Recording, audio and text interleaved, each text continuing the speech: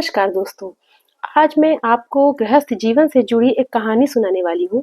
कहानी कुछ ऐसी है कि नारद जी जो हैं वो बात-बात में नारायण नारायण कहा करते। तो एक बार उनके मन में विचार आया कि मैं दिन भर प्रभु का जाप करता हूँ, तो सबसे बड़ा भक्त प्रभु का मैं ही हूँ। तो अपने इस विचार को मन में रखते हुए वे विष्णु जी के पास पहुँच गए और विष्णु जी से बोले कि प्रभु आपका इस दुनिया में सबसे बड़ा भक्त कौन है? इस पर विष्णु जी ने बोला कि अमुक गाँव का अमुक किसान जो है वो मेरा सबसे बड़ा भक्त है। ये सुनकर नारद जी को बहुत धक्का लगा, पर फिर भी उन्होंने सामने कुछ नहीं कहा। बस उस भक्त का उन्होंने नाम पूछा और उनका पता पूछ के वो उसी गाँव पहुँच गए। अब नारद जी क्या देखते हैं कि वो जो किसान था वो सुबह 4 बजे उठता है और प्रभु का 2 बार नाम जाप करता है नारायण नारायण, और फिर अपने कामों में लग जाता है। सुबेरे उठता है, अपने खेतों में जाता है, दिन भर काम करता है, कड़ी मजदूरी करता है। फिर शाम को थक हार के घर आता है, अपने पैर हाथ धोता है और खाना खा के फिर से एक बार नारायण नारायण 2 बार बोल के वो सो जाता है। ये सब देख के फिर नारद जी आते हैं वापस विष्णु जी के पास और बोलते हैं कि प्रभु वो तो सिर्फ वो जो आपका भक्त है वो दिन में मात्र 4 बार आपका नाम लेता है, जबकि मैं तो 24 घंटे आपका जाप करता रहता हूँ, तो फिर वो मेरे से बड़ा भक्त कैसे हो गया? इस पर विष्णु जी मुस्कुरा देते हैं और बोलते हैं कि ठीक है, इस बात का जवाब मैं तुम्हें दूँगा, पर इससे पहले मैं आपको एक काम देता हूँ, आप वो करिए पहले। तो बोलते हैं नारद जी, ठीक है प्रभु, जैसी आपकी इच्छा।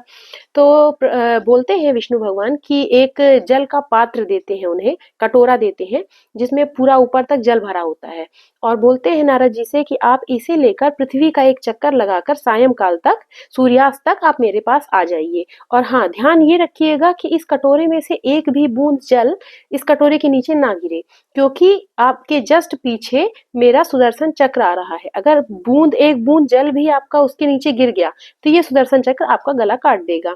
बोलते हैं ठीक है प्रभु। फिर वो कटोरा लेके वो पृथ्वी के चक्कर लगा के फिर शाम को वापस आते हैं सूर्यास्त तक विष्णु भगवान के पास नारद जी। तो विष्णु भगवान पूछते हैं कि नारद जी कैसा रहा, ये भ्रमण कैसा रहा आपका? तो बोलते हैं कि अरे प्रभु बहुत तनाव युक्त था हमारा तो ये भ्रमण। तो बोलते हैं क्यों भाई, क्यों तनाव युक्त था? बोले अरे एक तो इसका हमें चिंता थी कि ये जो जल है ये इस लोटे से गिर ना पाए, एक तो इसकी चिंता, और दूसरी जो आपने सुदर्शन चक्र हमारे पीछे छोड़ा था हमें उसकी चिंता कि कहीं ये हमारा आके गला ही ना काट दे। इन 2 चिंताओं में तो हम थक गए आज पूरा। तो बोले अच्छा ठीक है। फिर विष्णु भगवान ने बोला कि अच्छा ये बताइए इस पूरे दिन में आज आपने मेरा कितने बार नाम लिया? तो बोलते हैं अरे प्रभु आपका नाम लेने का तो मुझे होश ही नहीं था। मैं तो आज इतना परेशान था, इतना तनाव युक्त था, आपका नाम तो मैं ले ही नहीं पाया।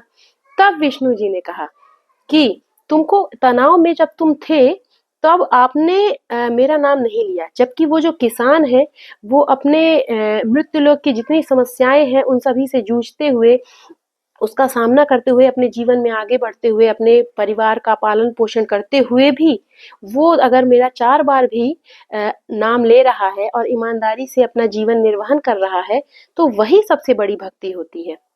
तो इस चीज से हमें क्या सीखने को मिलता है कि प्रतिदिन नाम जाप करने से या 24 घंटा पूजा में लगे रहने से ही भक्ति साबित नहीं होती।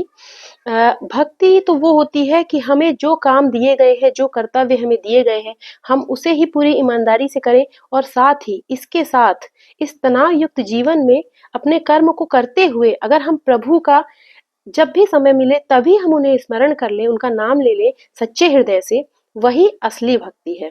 धन्यवाद।